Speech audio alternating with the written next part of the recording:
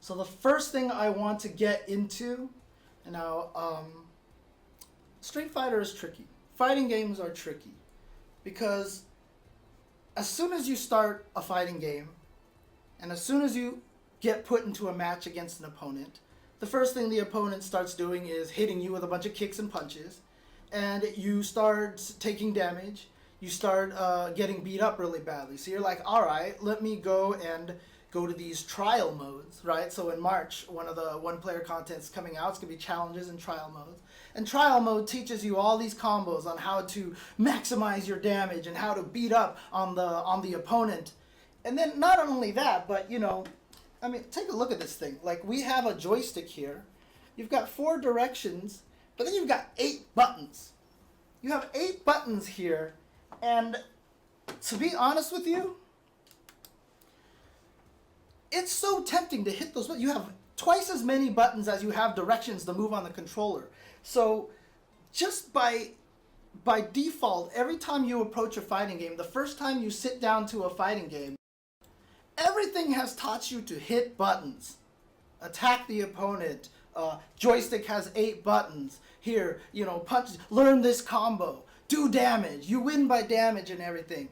But what I really, really want to get across to a lot of people is that when you first start playing Street Fighter, the most important thing that you need to learn is movement. And in fact, every video game that you play, almost every video game that you play, teaches you movement before anything else. And this is really, really important for a lot of video games are designed this way intentionally. They teach you movement instead of attacking right away.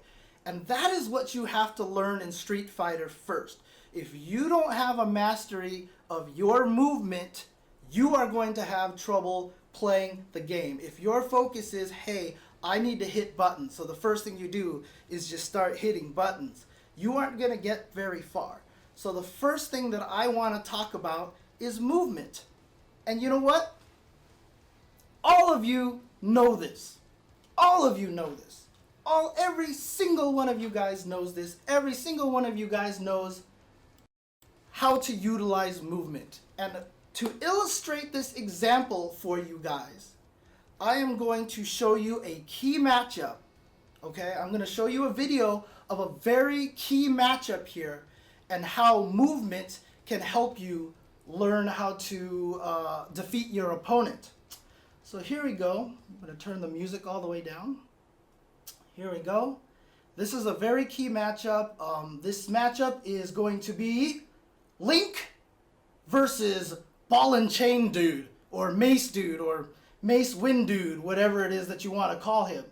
So let's watch this here. Okay. Look, we've got Link here. Link, this is from Link to the Past, right? He's running up to Ball and Chain Dude over here, okay? So what is he gonna do here? You see him run away? You see him run away from the Ball and Chain guy, and then he hits him, but then guess what? Ball and Chain guy has a surprise here. He's gonna swing this Ball and Chain. Check that out. Did you see how he swung that Ball and Chain? All right, so what is this Link player gonna do?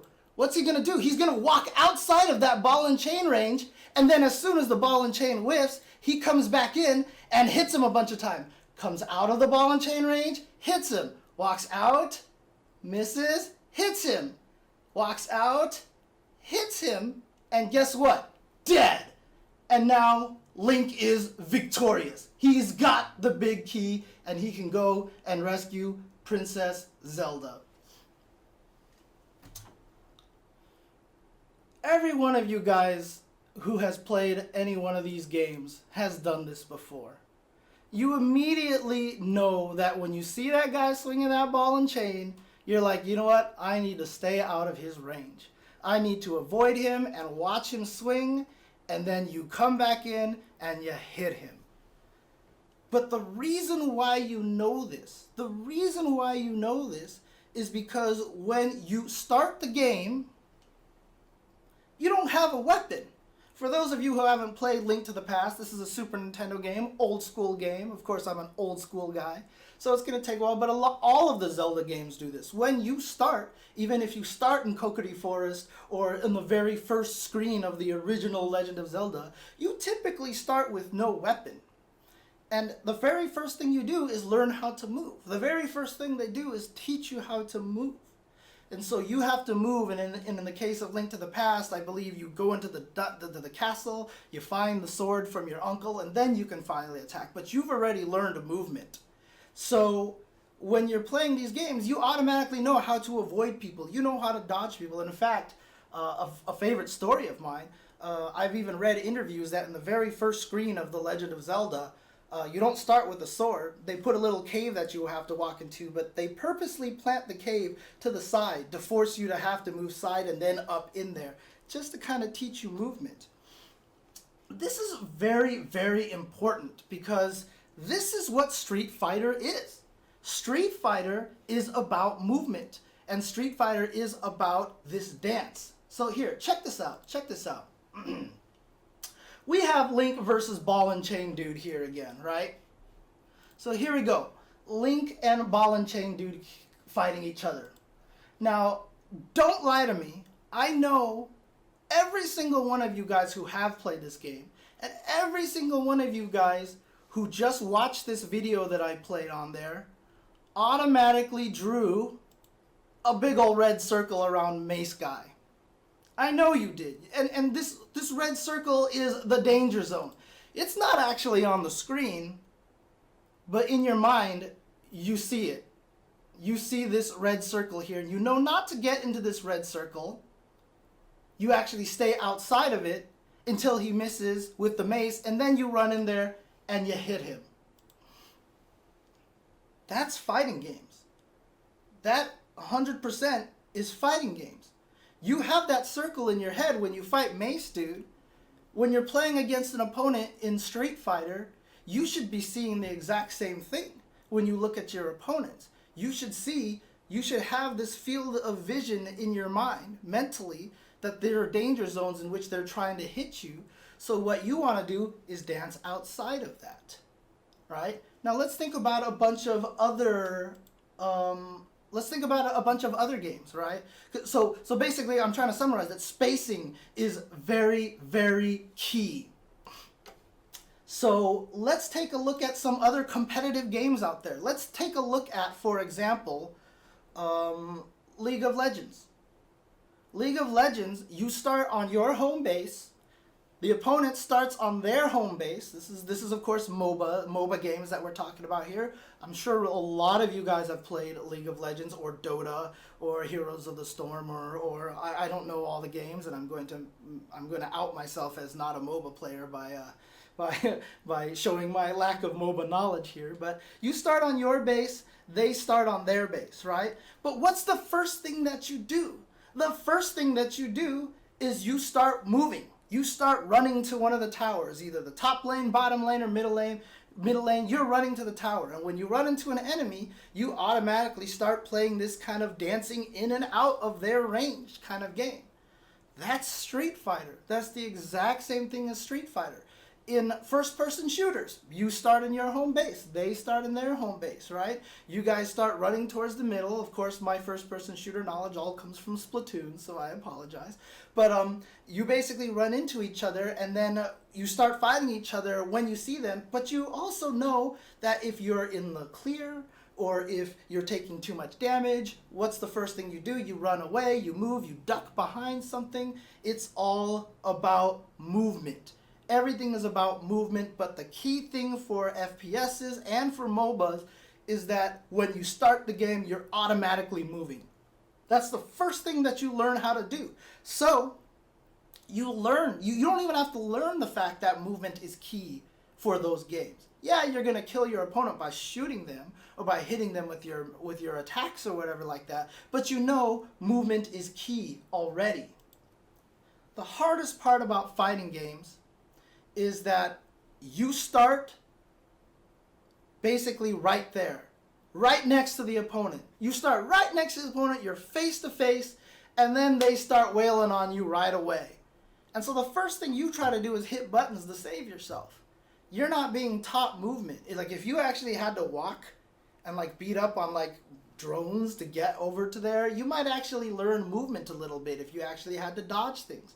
Like let's say your little Ryu character is walking along, something drops from the sky, so you backdash to avoid it and you go forward, and then you get to your opponent. That would actually teach you a little bit more about movement. You want to know? Let me give you a good example here of why I believe that this is absolutely true. Let's take that first-person shooter again. Let's say you play a first-person shooter online. The very first thing it does is put all, like let's say it's a 5v5 first-person shooter. The first thing it does is put all 5 of you facing the other opponent 5 of you right at the start. And it's like, get ready, fight. What's going to happen? Like everyone is just going to start shooting right away. And you're not going to really learn a lot about movement. You're just going to start blasting away, spraying bullets, especially if there's no cover, there's nowhere to hide, there's no walls, there's no corridor. You're just sitting there in this room, and as soon as you show up, you just start shooting each other. There's not going to be much movement going on here. However, movement would still be important in that situation.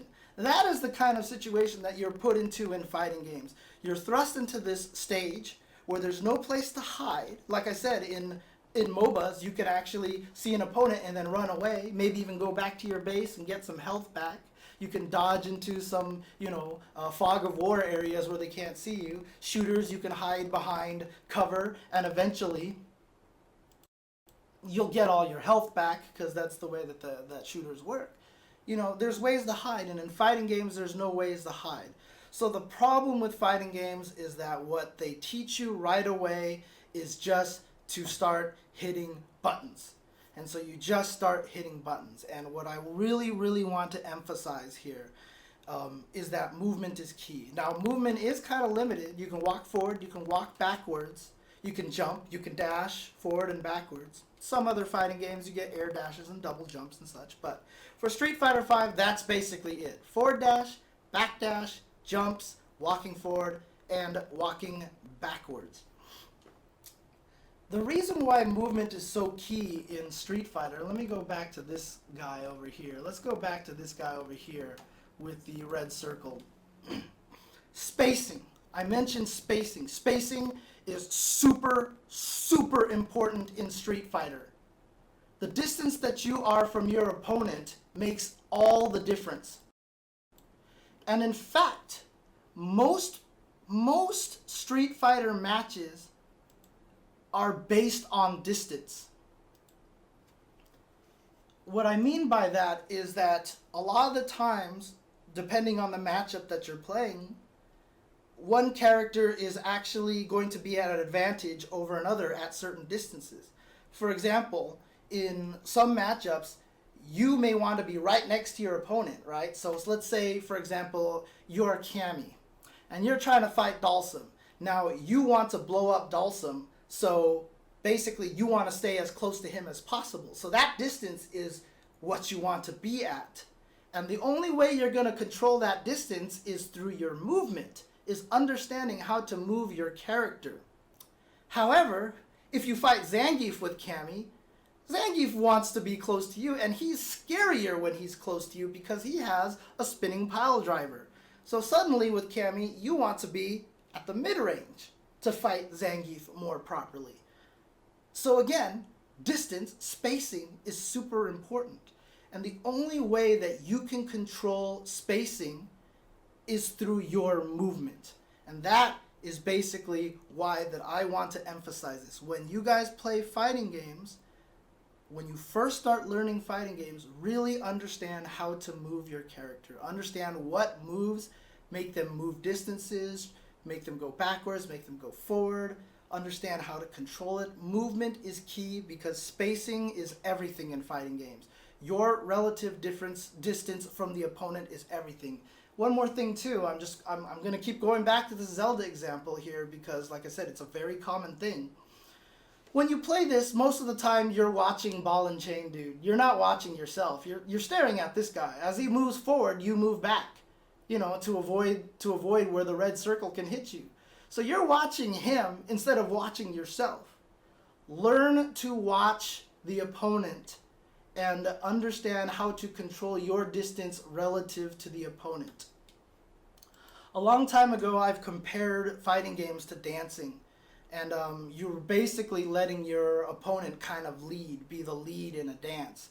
Whatever they do, you kind of want to follow. So if they're trying to get out of your comfortable distance, you want to stay in it. So basically what you're doing is just reacting to your opponent's movement the whole entire time.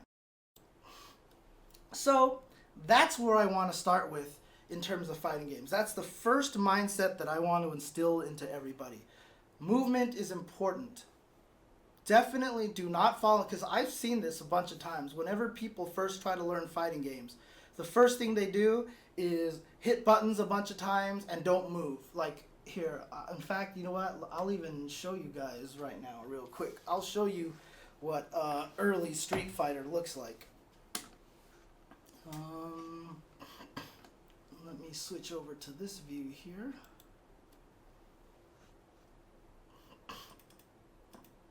And I'm going to go here and I'm going to play Cammy. I'm going to go up against Ryu.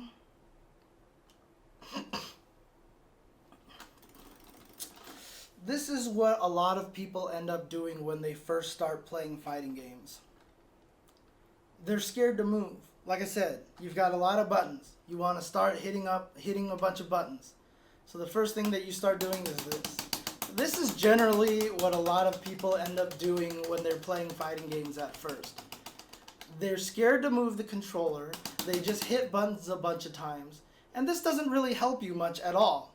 This is, I mean, honestly, when I watch most people play fighting games for the first time, this is what they do. And that just doesn't do anything for you. So what I want you to do when you first start learning to play fighting games, learn how to move your character, learn how to forward dash, back dash, jump around, do a bunch of stuff like that. So that is what you want to do to learn fighting games at first. Concentrate on movement. That should be your first philosophy.